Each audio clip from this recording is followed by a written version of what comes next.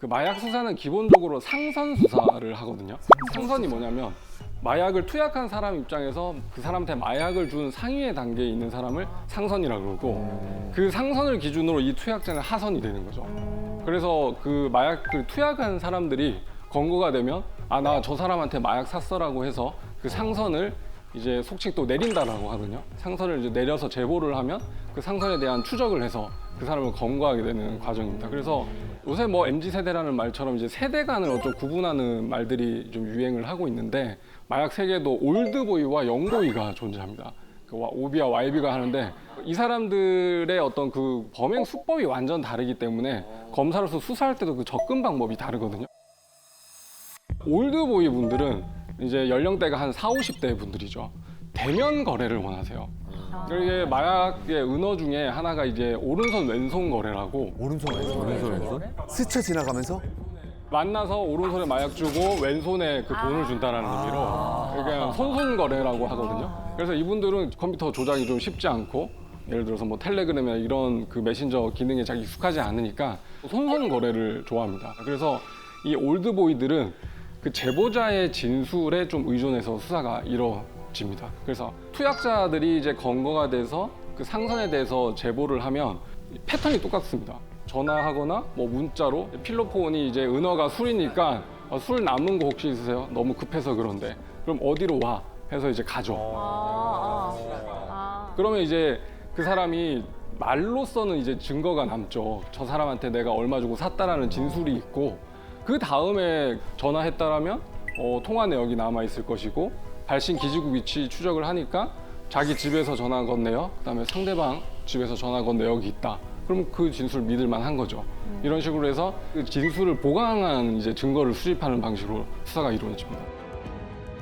반대로 그러면 영보이들은 지금 어떻게 하느냐? 20, 30대들은 대면하는 걸 별로 좋아하지 않습니다. 그 텔레그램으로 주로 이제 소통을 하거든요.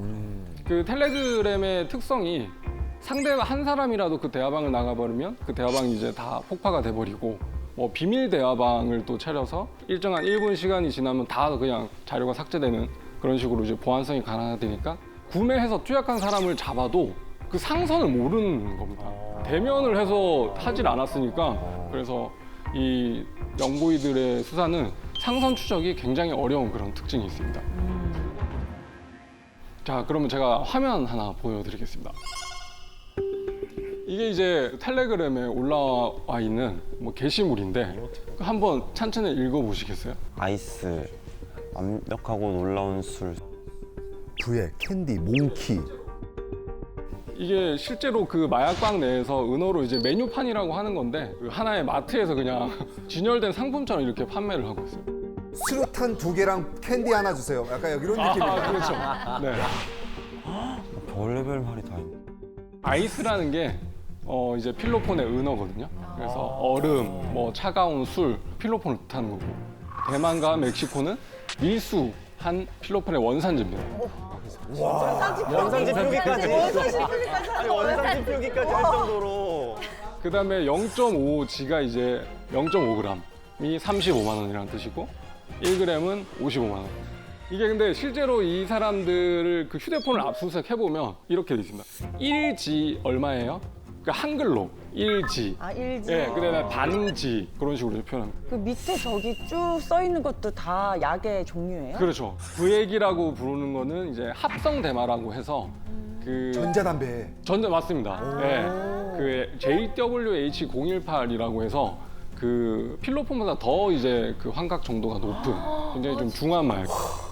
그다음에 캔디가 도리도리라고 하는 MDMA입니다. 저렇게 각시탈 부스터 이거는 이제 그 성분을 자기 마음대로 이제 조합을 하거나 뭐 신상 마약이라고 해서 그 텔레그램 마약 방에서 유통되는 뭐 특별한 마약이라고 볼 수 있는 거죠. 이거 칵테일 메뉴네요. 그렇죠. 그런 겁니다. 네. 그렇습니다. 이해가 너무 잘 된다, 그러니까.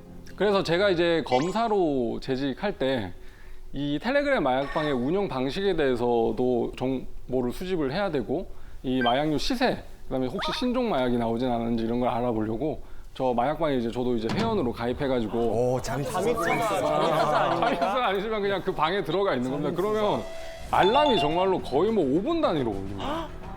그 정도로 거래가 활성화돼 있고 제가 있었던 방은 거의 뭐 회원이 4,500명 정도의 방도 있었으니까 생각보다 정말 어마어마합니다. 그래서 어떻게 보면 지금 청소년들의 마약이 급증하고 있는 원인 중에 가장 큰 것도 이렇게 비대면 거래가 활성화되니까 인터넷 거래하듯이 주문하고 바로 이제 배송을 받을 수 있다는 점에서 굉장히 좀 쉽게 접근을 하는 것 같습니다.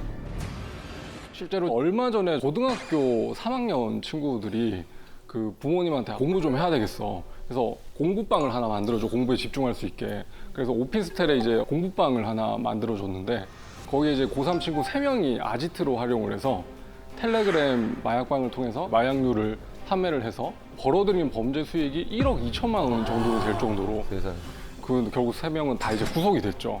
그럴 정도로 이제 학생들까지 마약으로 이제 범죄 수익을 벌어들이고 있는 상황이고 청소년들 중에 기사를 보면 초등학교 6학년이 거의 뭐 최연소 뭐 투약자라고 제가 기사를 봤는데 12살 정도니까 정말로 심각한 상황인 것 같습니다.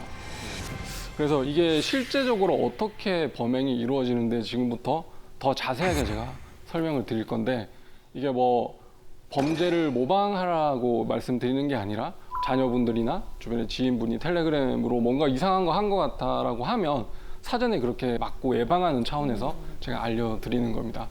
실제로 그 기사에도 났었는데 한 마약 사건 전담하는 판사님께서 지하철 탔는데 그 옆에 어떤 사람이 휴대폰으로 이제 텔레그램으로 마약을 막 주문을 하고 있는 거를 바로 신고를 해가지고 거기서 현장에서 잡힌 경우도 있었거든요. 근데 더 충격적인 건 집에 가는 지하철 안에서 마약을 주문하고 있다는 게. 그렇죠. 아마 그렇게. SNS 하듯이 이렇게. 네. 그러니까 여러분들 아시면 또 누군가를 또 신고하거나 뭐 공익적 목적으로 좀 활용할 수 있을 것 같습니다. 자, 구조에 대해서 좀 설명을 드리면 이게 거의 뭐 피라미드식 다단계 회사랑 똑같습니다. 중소기업입니다. 그래서 총체, 그다음에 인증 딜러, 그다음에 드라퍼라는 그런 개념이 나오는데 총책은 이제 제일 그 우두머리에 있는 사람이고 인증 딜러라는 사람은 총책으로부터 받은 마약을 팔 수 있게 권한을 득한 사람, 그걸 인증 딜러라고 해요. 그래서 뭐 그 전국을 이제 권역화 해가지고 뭐 경상권, 그다음에 뭐 전라권, 충청권, 서울 뭐 이런 식으로 권역을 나눠서 인증 딜러를 이제 배치해 놓는 거죠. 그럼 그 인증 딜러들은 자기가 이제 하나의 그런 방을 운영하면서 마약을 팔아야 되는 거니까 그 마약을 실제로 붙여놓을 수 있는 그 드라퍼들을 수시로 이제 모집을 합니다. 그래서 저 아까 보여드린 마약방에 실제로 들어가면 뭐 월천 보장, 구인 광고 그런 것들이 이제 많이 올라오기도 하고 또 실제로는 그 투약자분들이 돈이 없으니까 좀 깎여줄 수 있나요? 뭐 이렇게 물어보는 경우가 있는데 그러면 은연중에 이렇게 돈 없으면 이거 드라퍼 한번 해봐라. 그러나 마약 공짜로 줄 테니까 이런 식으로 해서 꼬드겨가지고 드라퍼로 고용해서 힘든 일, 제일 위험한 일인 거잖아요. 어떻게 보면 대중에게 노출되는 거니까 그런 일을 시키는 일들이 많이 이루어져 있습니다. 그래서 구매하고 싶은 사람이 그 마약방에다가 이제 텔레그램을 보내면 그 사람한테 이제 좌표를 부립니다. 좌표라고 하는 것은 이제 마약을 드라퍼들이 숨겨둘 때 그 도로명 주소 같은 거를 이제 찍고 숨겨놓은 장소를 이렇게 찍어요. 그래서 보내면 그거 사진 보고 찾아가서 그걸 이제 득하고 실제로 그 사기치는 사람들도 많이 있어가지고 거기 숨겨놓지도 않았는데 그냥 돈만 받고 왜냐하면 신고를 못 하잖아요. 그렇기 때문에 사기로 악용하는 분들도 계시죠. 근데 반대로 마약 사범 중에 이런 사람도 있었어요. 조사를 해보니까 마약 숨겨놓는 그런 위치를 그 텔레그램 방에서 봐가지고 자기가 짐작해서 그걸 찾았다는 거예요. 물론 뭐 거짓말일 수도 있겠지만 충분히 그럴 수 있다는 생각이 들었습니다. 진짜 그럴 수 있겠다. 네, 그래서 저도 이제 실제로 그 마약 수사관 분들이랑 같이 함정 수사를 해서 최대한 그 드라퍼들한테 대면 거래를 유도를 하죠. 나는 이거 보면서 사고 싶다라고 해서 그 현장에 나온 사람들을 이제 체포해서 뭐 상선을 타고 가는 수사를 한다거나 아니면 그 드라퍼들한테 좌표를 받아서 그 이제 마약류를 수거를 하면 그 이제 비닐팩에 묻어 있는 지문을 추적을 해서 그 이제 마약을 포장한 사람을 체포하는 그런 기법도 많이 쓰고 있습니다. 또 마약 수사에 대해서 궁금하셨던 거 있으세요? 수사 과정? 저 근데 영화 같은 데 보면 네. 왜 드라퍼를 잡고 상선까지 이렇게 수사를 딱 파고 들었는데 알고 봤더니 상선이 이미 감옥에서 그냥 자기는 감옥에 들어간 상태에서 모든 걸 진두지휘하고 있어서 이 사람을 더 이상 벌 줄 수도 없는 상황 막 네. 이런 것들이 나오고. 그럴 수도 있습니다. 실제로 뭐 세간에 화제가 됐던 그 아시아 마약왕 사건이라는 필리핀. 그 이런 거 보면 필리핀 교도소 안에서 한국의 그 사람들을 이제 지휘해서 텔레그램 마약방을 운영하는 사례도 있을 정도로 그러면 더 줘야 되지 않나요? 그 성량을. 형량을? 형량을 더 줘야죠. 필리핀에서 처벌받은 걸로 아는데 어마어마한 형을 받은 걸로 알고 있습니다. 자, 그러면 우리 한국에서 가장 많이 소비되는 마약은 뭘 것 같으세요? 필로폰 아닐까요? 맞습니다. 예. 필로폰이 지금 그 단속된 마약류 중에서 거의 뭐 68% 이상을 차지할 정도로 압도적으로 많은데요. 제 개인적으로는 그 필로폰이 중독이 너무 심하고 그 인간의 노력으로는 이제 끊을 수 없다는 거를 제가 여러 마약 사범들을 인터뷰하면서 많이 느꼈죠. 제가 이제 만났던 그 피의자 중에 이런 사례도 있었습니다. 처음에는 기소유예 처분이라 해서 이제 선처를 받고, 그 다음에는 이제 기소돼서 집행유예를 선고받고, 그 다음에 구속돼서 실형을 선고받고 이런 전력을 거치다가 교도소를 이제 수감이 됐습니다. 그래서 뭐 2년, 3년 이렇게 복역하고 나왔어요. 출소 그 당일에 투약을 화장실에서 하고 집으로 갔어요. 근데 아내분이 보니까 알죠. 그러니까 마약을 또 필로폰을 했구나 해서 그 자리에서 또 신고를 합니다. 그래서 출소된 날 바로 경찰한테 현행범인으로 체포돼서 다시 들어온 사람도 있었거든요. 그만큼 이제 필로폰에 중독되면 위험하다는 건데 이분들은 이제 20대 커플이었어요. 20대 초반에. 근데 참 어떻게 보면 무지한 건데 남자가 이제 그 여자한테 그 우리 캠핑 가가지고 뭐 기분 좋게 하는 약을 자기가 구해왔는데 이게 같이 한번 우리 투약해볼래? 하고 여자친구를 계속 설득을 한 거예요. 그 여자친구가 뭐 한번 해보자고 호기심에 이렇게 했는데 초심자니까 이게 주사기를 잘 못 놨나 봐요. 그 여자친구분이 뭐 피부가 파랗게 변하면서 호흡 곤란이 찾아와서 응급실에 급하게 실려갔어요. 그래서 그 응급실에서 이제 범행이 발각돼가지고 수사가 이루어진 경우가 있었는데 그냥 호기심에 그렇게 못 모르고 주사를 했다가 정말로 생명에 위독한 순간까지 오는 이런 경우도 있었습니다. 겁도 없다. 진짜. 필로폰이 이제 향정신성 의약품이잖아요. 그 향정이라는 단어 뜻 자체가 방향성을 띠고 어떤 정신을 한 방향으로 흐르게 한다는 그런 뜻인 건데 필로폰이 각성 효과와 동시에 하나에게 몰입하게 해줍니다. 그래서 실제로 그 마약 사범들 인터뷰를 해보면 이제 이게 속칭 꽂힌다라고 하는데 꽂히는 걸 보면 이제 성관계에 꽂히는 게 대부분이고 근데 의외로 그 남자분들은 이제 휴대폰 게임을 그냥 8시간 동안 쉬지 않고 하는 거. 뭐 필로폰을 하고요? 예. 그리고 여성분들 중에는 청소도 의외로 많습니다. 그 필로폰을 투약하고 난 다음에 8시간 동안 밀린 집안일 같은 걸 하는 거죠. 얼마나 깨끗하게 하시려고. 실제로 제가 물어보니까 평소에는 하기 싫다가 이렇게 딱 투약을 하고 나면 그 각성 효과로 말끔하게 청소하는 그게 너무 기분이 좋았다고. 그 다음에 또 수다가 있어가지고 네, 그래서 같이 이제 투약을 하고 동성끼리 8시간 동안 이제 수다 떨고 뭐 전화하는 그런 사람도 있다고 합니다. 저는 막 그런 얘기 많이 들었어요. 먹는 거. 먹는 거. 네, 네. 과자 한 봉지 이만한 거를 뭐 그렇습니다. 다 먹었다. 예, 그렇죠. 한 번 꽂힌 게 그게 안 바뀐다고 하더라고요. 그 매번 사람들 할 때마다 예, 그래요? 똑같은 대로 해서 그래서 실제로 수사해 보면 투약 장소도 갔던 모텔, 그 모텔 302호 특정 모텔에서 항상 투약을 합니다, 보면. 그래서 같은 모텔만 가니까 이제 자기가 그 모텔 어떤 천장에다가 이제 필로폰을 숨겨놓고 이제 구속돼서 형을 복역하고 그 모텔에 다시 가서 그 방에서 이제 마약을 찾아서 하시는 분들도 있을 정도로 굉장히 좀 특이한 마약인 것 같습니다. 근데 이게 처음에는 이렇게 하나에 꽂혀가지고 몰입하는 게 이제 기분이 좋고 이게 속칭 하이라는 게 오지만 그 8시간이 경과한 이후에 찾아오는 그 우울감은 정말로 말로 표현할 수 없을 정도라고 하더라고요. 향정신성 약물들이 대부분 왜 우리 뇌에서 실제로 왜 도파민 같은 신경 전달 물질을 한꺼번에 확 시냅스 공간에서 생산하게 만드는데 근데 문제는 우리 뇌가 이제 항상성 기제가 있어가지고 뭘 확 뿌리거나 생산하면 그 다음에 안 생산하는 생산을 하지 않는 그런 기능이 있거든요. 그러니까 실제로 뇌 자체가 우울한 거죠.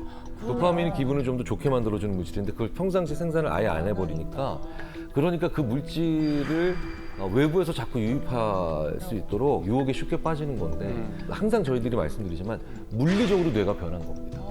네, 물리적으로 저희가. 네. 그다음에 진짜 안타까운 게 10대 고등학생이었는데 이분은 이제 심각한 우울 증세랑 ADHD 증세가 있었어요. 그래서 부모님이랑 같이 여기저기 그냥 병원을 다녀서 이제 약을 처방받는데도 아무런 효과가 없었던 거예요. 그래서 자기 스스로 그 ADHD를 한번 치료해 본다고 텔레그램 마약방에서 필로폰을 구매해가지고 그걸 이제 물에 타서 마신 거예요. 와, 그래서 그 부모님이랑 나중에 그 애랑 이제 검사실에 와가지고 같이 얘기를 하는데 부모님이 펑펑 우시는 거예요. 근데 애가 어떤 뭐 다른 목적이 있었던 건 아니고 정말로 자기 병세가 좀 호전될까봐 이렇게 투약을 했다고 하던데 이렇게 안타까운 사실 사연도 있습니다. 이게 그 ADHD가 한 가지 이제 집중을 못하는 증상이라고 하면 반대로 메스암페타민, 필로폰은 한 가지 이제 집중을 하게 하는 거지 않습니까? 그러니까 그래서 사실 미국에서는 이 메스암페타민과 비슷한 그 화학 구조를 가진 암페타민을 병원에서 처방받으면 그거 약을 복용을 할 수가 있습니다. 근데 한국에서는 금지가 돼 있어요. 그래서 그 해외에 유학하는 학생들이 이제 비행기 타고 이제 그 약을 들고 오다가 암페타민 밀수로 이제 입건이 되는 경우도 있어요. 그래서 그럴 땐 어떻게 돼요? 어떻게 해야 돼? 그렇게 되면 이제 미국에서 병원에서 처방받은 내역을 이제 검사실에 제출을 하면 그런 걸 잘 참작을 해서 중형으로 이제 처벌하지는 않습니다. 그럼 그 암페타민은 중독성이 없어요? 있죠.